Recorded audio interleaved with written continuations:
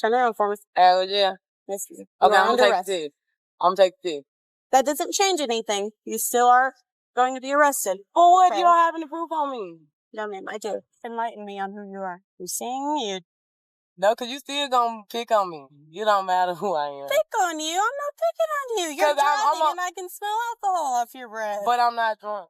I can tell you this. GloRilla just got hit with a serious sentence after cops found a fat stash of weed at her spot. On top of her past DUI and reckless driving charges, it's looking like Memphis's rap queen might not touch the stage again anytime soon. The fall-off's real, and it's wild how fast it all flipped. Glo's now locked up, and the whole city's buzzing. She got arrested on July 22nd, 2025. Down in Forsyth County, Georgia, for felony possession. Not just weed, but a controlled substance too. But don't go jumping to conclusions thinking she was out there trapping or running some kind of street empire.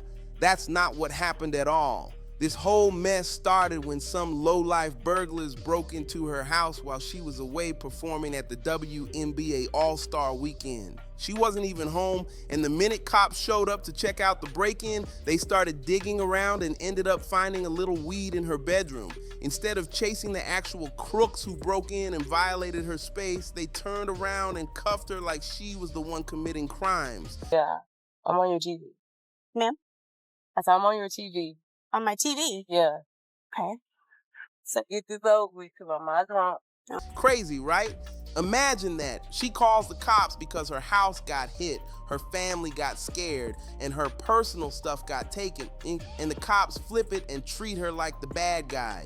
They tossed her in the system and slapped her with a $22,260 bond, all because of some personal stash that was sitting inside a home she wasn't even in when the whole thing went down. Glo didn't hold back either. She clapped back on social media with a tweet that went viral, over 3.6 million views. She said, "My house got home invaded Saturday while I was in Indianapolis performing for the WNBA All-Star game. And instead of focusing on finding the suspects, they focus on some cannabis. The internet was on fire. But to really get how all this started, you gotta rewind and look at her grind. GloRilla, real name Gloria Hallelujah Woods, came straight from the streets of South Memphis. Her rise wasn't some fairy tale fluff, it was real grit, struggle, and hustle that even Hollywood couldn't fake. This ain't no clean-cut come-up. It's raw, real, and now it's spiraling hard. Now picture this, growing up packed into a house with 9 siblings, 6 brothers, and 4 sisters, all squeezed into a spot in South Memphis. And we're not talking some cozy neighborhood. South Memphis is rough, unforgiving, and built on survival. Every meal was a grind. Air mattresses felt like king-size beds, and just making it to next week was a win. But Gloria, she stood out even in that chaos. Her mom knew she was different from the start. That's why she gave her the middle name Hallelujah. All her brothers got Carmichael as a middle name, and her sisters got Nicole. But Gloria, she got blessed with something special. My mama always say she marked me, but I ain't never feel no special than none of the other kids who y'all was treated the same. It's just growing up, my mama had me near her. Like, I was like, right here. Now here's where it gets wild for the ones who only know GloRilla from her street bangers and raw bars. Before she ever dropped FNF, she was deep in the church scene. For real, Shorty was in the choir belting out gospel classics like Amazing Grace and Encourage Yourself. Her whole family was in church every single Sunday. No excuses, no skipping. She had real vocals, not just rap flow. She could sing for real, but you already know how it goes. The streets got their own kind of pull. By the time high school rolled around, church wasn't the main thing anymore. Gloria started sliding into a different lane, testing out that loud, experimenting, and drifting away from the choir life. The vocals got put on pause, the praise songs faded out, and that raw, gritty energy that would turn her into a rap star started bubbling up. Her journey shifted gears, and that's when the transformation really began. Jump to early 2022. That's when the magic happened. Gloria linked with producer Hit Kid, and they cooked up a track that flipped the whole game on its head. FNF, Let's Go. And trust, this wasn't just a lucky session in some random studio. This was the moment that lit the fuse on a whole new era. That FNF track, straight up lightning in a bottle. The kind of once-in-a-generation magic you can't fake or force. It didn't just pop, it exploded. TikTok went nuts. It stormed the Billboard Hot 100 and even snatched a Grammy nom. But let's be real about what FNF meant to the culture. This wasn't just another catchy rap song. Nah, this was an anthem. A loud, unapologetic shout out to every woman fed up with settling for crumbs. Free wasn't just a word, it became a whole movement. A battle cry for girls who were ready to level up on their own. No dusty, broke energy needed. I used to sing Amazing Grace. I used to sing this song called Encourage Yourself. You were really a singer. Yeah, I used to be singing in church like I had a good voice. And then once I had got in high school, we weren't going to church like that. When I got in high school, when I got in high school, I had started smoking weed. Forget the singing. The vibe was clear. I don't need no man to fund me, hype me, or define me, period. But with every big win comes big drama, and FNF brought the heat behind the scenes too. Hit Kid, the producer who cooked up that fire beat, stepped out claiming Glo and CMG were trying to snatch ownership of the track without giving him a heads up. It got messy real fast. That's what happens when a hit goes viral. Suddenly, everyone wants a bigger slice of the pie. But GloRilla, she wasn't having it. She made it loud and clear she ain't the one to play with. Her clapback showed she's built from something tougher. She didn't back down, didn't fold. She let the world know her hustle was legit. And honestly, that was just the beginning of the chaos. This little spark of beef, it was just a taste of what was waiting. The music industry's crawling with snakes, sharks, and shady deals. And when a young artist blows up fast like Glo did, you better believe everybody's lurking, ready to test her, trap her, and take what's hers. Once FNF went viral, every major label in the game came running, seemed flying Glo out, setting up fancy meetings, promising her the moon and stars. But GloRilla wasn't falling for the glitz and sweet talk. What separated her from so many artists who get caught up in the label circus? Her street smarts and business sense, no doubt. She took her time, 2 full weeks of sitting with different execs, weighing every offer, before she finally had that face-to-face with Yo Gotti. And even then, she was nervous. Gotti's name carries weight in Memphis and everybody knows his rep. But it wasn't just about his street cred or deep pockets. What locked Glo in was his vision. While other labels were stuck on chasing the next FNF, trying to copy the formula, Gotti saw something bigger. He wasn't treating her like a one-hit wonder, and he believed in the whole package. The moment she played her unreleased tracks for him on that yacht, Gotti's reaction was instant and real. No faking, no guessing. He didn't just see a trending artist, he saw a future legend. This wasn't about squeezing one hit for stream. Gotti wanted to build a dynasty. He knew Memphis was already running the rap game and Glo was next up to wear the crown. He saw her not as a moment, but as the moment. But just when she thought she was on top, things started to twist. That success, it put a target on her back. After signing to CMG and riding the FNF wave, the game flipped. And what happened next showed just how quick the system moves when they see someone winning too hard. Told you and your manager every day that we was in LA with Sweetie, that labels are going to try to sign you because of FNF, so watch out. I also told you to let me know when labels reach out so we can be on the same page, but you still went and signed my song without telling me. April 2024, boom, Glo gets hit with a DUI charge in Gwinnett County, Georgia. Now, celebrities get pulled over all the time, but this was different. The body cam footage didn't just show an arrest, it showed an artist already being treated like a criminal before they even had proof. It was clear they weren't just stopping her, they were trying to humble her. The moment Glo got pulled over, she felt it, that shift in energy. She peeped what time it was real quick. She knew off top she wasn't getting no benefit of the doubt.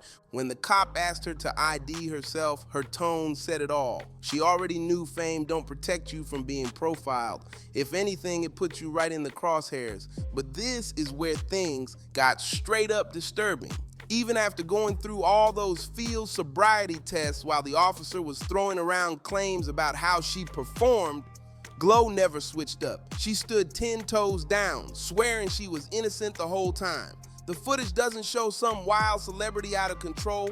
It shows a woman who's confused, frustrated, and slowly realizing the whole thing was stacked against her from jump. That 2024 arrest, it wasn't just a moment, it was a warning shot. Not just for Glo, but for anybody watching how the system moves when a young black woman starts winning too loud. But instead of backing off or adjusting, it looked like law enforcement was just getting started. And we're done made so much money from FNF, and I haven't made not one red cent other than shows, but I'm still prospering because guess what? I can rap in real life and ain't no MF one-hit wonder. I wrote every single lyric and every single song I ever put out. And even after all this, I still got love for Hit Kid because we came up together even though he'd been going behind my back ever since the song blew up. Meanwhile, Glo's career, it was on fire. Her collab with Cardi B on Tomorrow 2, massive. The whole industry had to pay attention. She was building her name as one of the realest voices in rap, raw, loud, and unfiltered. But with all that spotlight came the flip side. People watching, judging, and coming for her every move, and not all of it was fair. Behind all the fame, though, Glo was going through it. She dealt with a real heartbreak that had her not even eating for weeks. The fame pressure was heavy. It was messing with her mental, messing with her trust in people. And even though she opened up about it in interviews, showing that softer side made her even more of a target. Legal issues were stacking up in different corners, beefs with past producers, business deals falling apart, and non-stop pressure to keep her brand flawless while handling real-life drama that could break anyone. But the way she faced the critics and handled the chaos, that's what showed the world what Glo's really made of. Solid, real, and not afraid to take the hits and keep standing tall. When Glo came under fire in August 2024 for using an offensive word in one of her lyrics, she didn't dodge it, play clueless, or make weak excuses. She owned up immediately. Instead of doubling down, she fixed the line, addressed the backlash straight up, and showed the kind of accountability most rappers run from. That move proved Glo was more than just bars. She was someone who actually cared about her influence. On August 24th, 2024, she dropped the revised lyric to Me and My BH Got Naughty and posted the update on X. Fans instantly showed love. So when I had finally linked with him, it was on the yacht. We had met on the yacht and stuff, and we was just chopping it up. And then the rest was history. How you get to Gotti last, though? Gotti right there in Memphis. Right, because it's like, I don't know. I probably was scared. Flooding the comments with stuff like, okay, naughty, I could consider it queen, and other artists need to learn from this. She earned respect, not just for her music, but for how she moved. And then came October 2024. Her debut album, Glorious, finally dropped. It should have been a straight-up victory lap. But instead, it lit up another controversy. One track, Rain Down on Me, featured gospel giants like Maverick City Music, Kirk Franklin, Chandler Moore, and Kiara Sheard. The moment it hit, some folks in the gospel world weren't feeling it. They questioned why gospel legends were collabing with a rapper known for explicit content. But Glo's supporters clapped back hard, reminding everybody that she came from the church, served in the church, and sang in the church choir. This wasn't no PR stunt. This was GloRilla reaching back to her roots. She wasn't trying to cash in on gospel clout. She was reconnecting with where she came from, trying to bridge two worlds, and she wasn't about to let anyone else rewrite her narrative. Glo kept using her platform to speak her truth. When people started body shaming her, she didn't fold. She fired back with confidence, saying, "No, I'm not getting a BBL.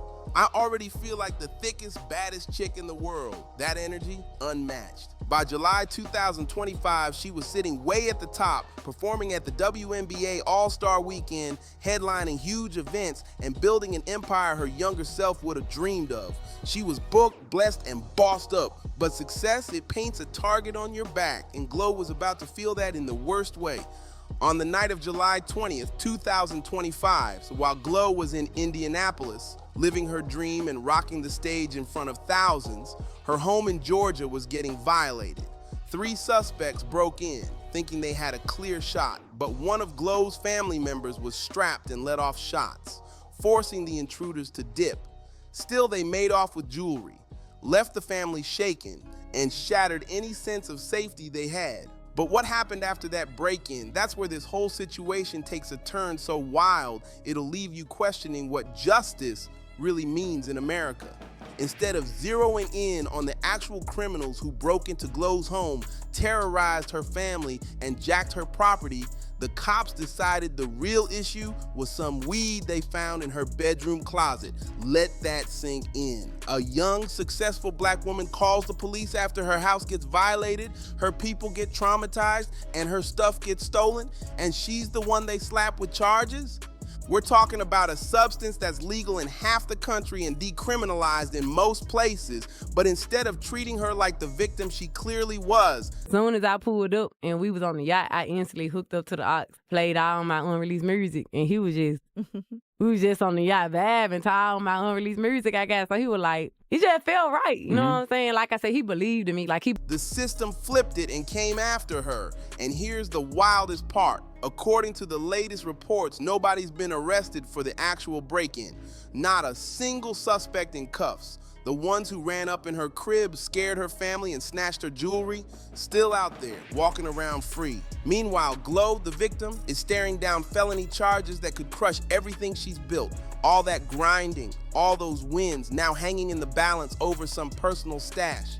It's insane.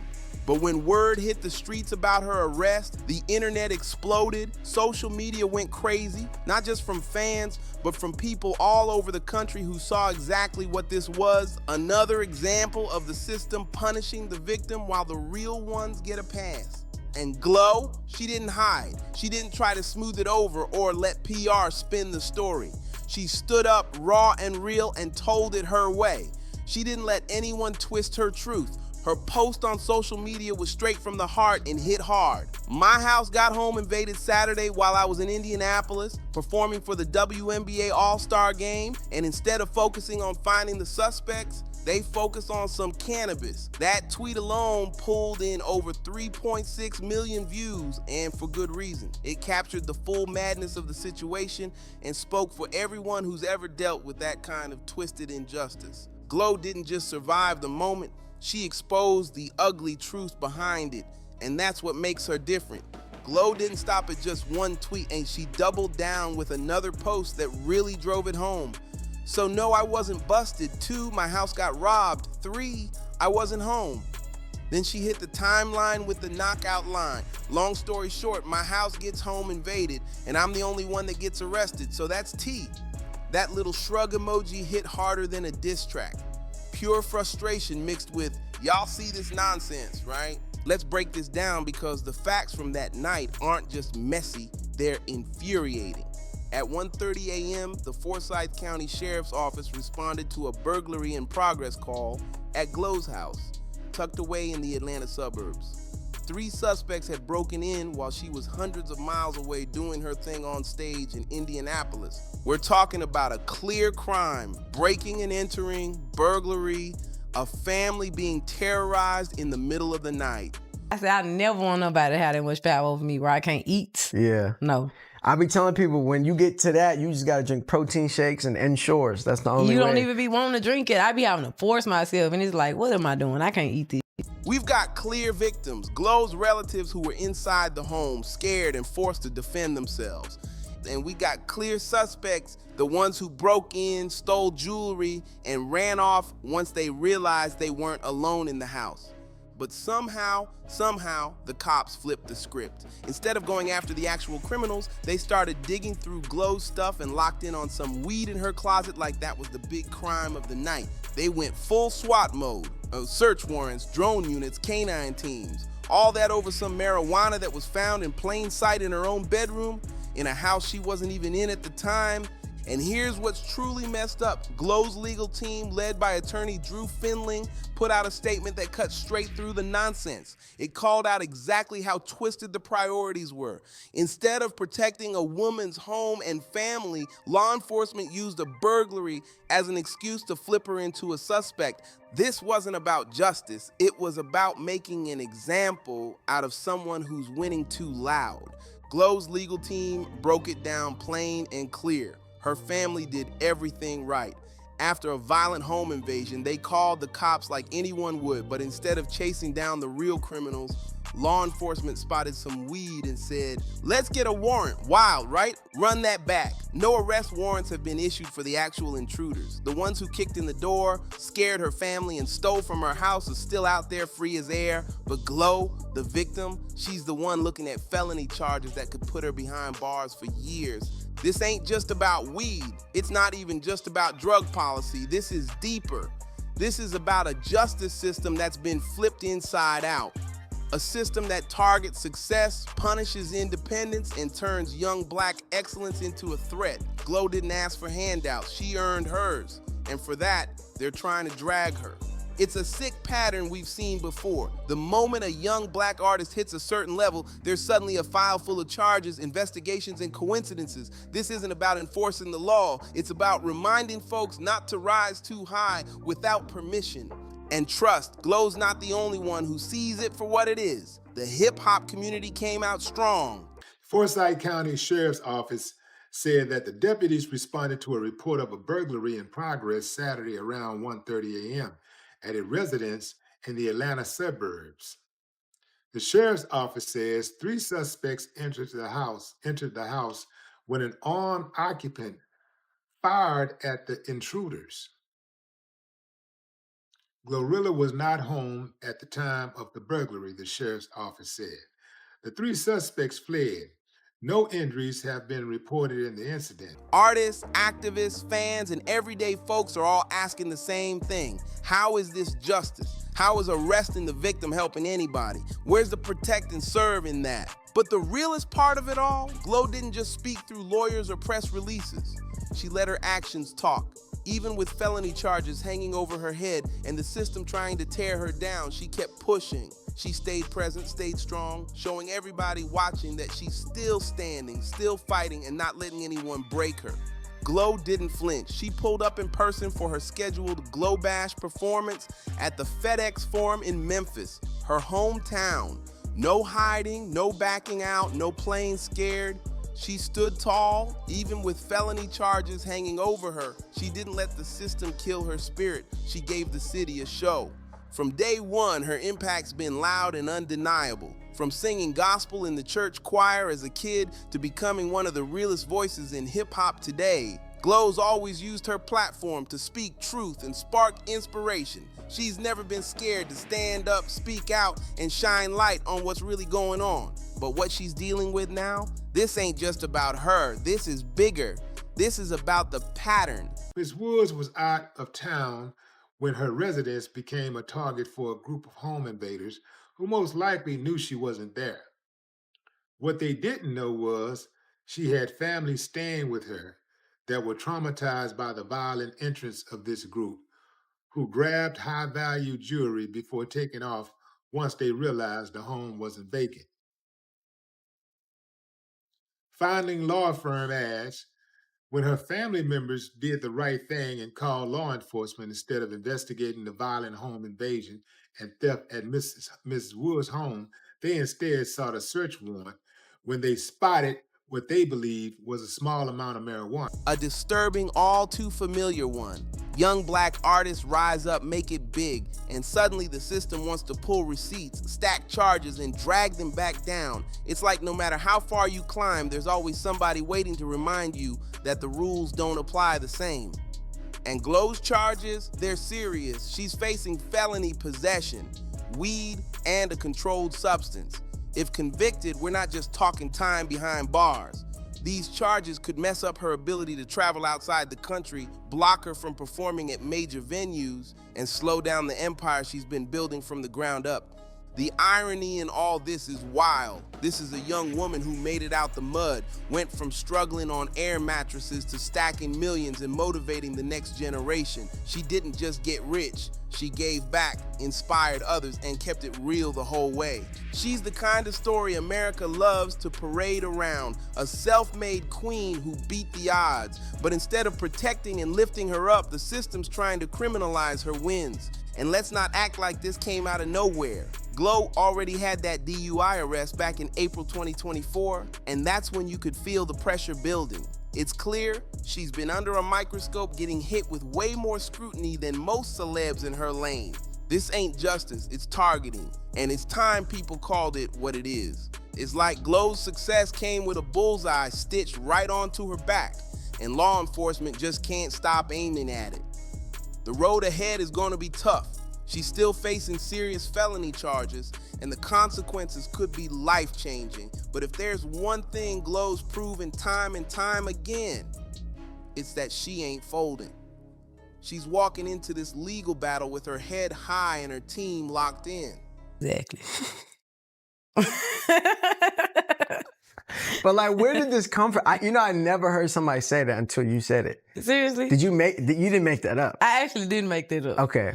Actually, I don't know where I saw this at, but they was like, I saw a post, they said, crackheads be giving out the best advice. One of them just walked up to me and said, at the end of the day, to take out of him. Her lawyer, Drew Findling, didn't just drop a legal statement, he dropped truth.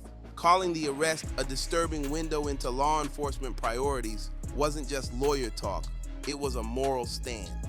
And it hit home for thousands who've seen this exact kind of injustice play out in their own communities. Right now, the future of her case is still up in the air. The legal system moves at its own slow pace, and nobody knows yet how this is all gonna shake out. But one thing's for sure, GloRilla has already won in the most powerful way. She showed the world who she is, raw, real, resilient, and she lit a fire under millions of people who saw their own struggles in her story. Whether she beats the charges, whether the courts do right, or whether this just becomes another example of how the system fails its own, Glo's impact can't be touched. She's already made her mark. On hip-hop, on the culture, on the young generation watching her fight, win, and keep going. And that legacy, it's already sealed. If you felt this one, don't just scroll, hit that like button, subscribe to the channel, share this story, and drop a comment letting us know what you think about Glo's situation. Is this justice or just another setup? Thanks for watching, and we'll see you on the next one.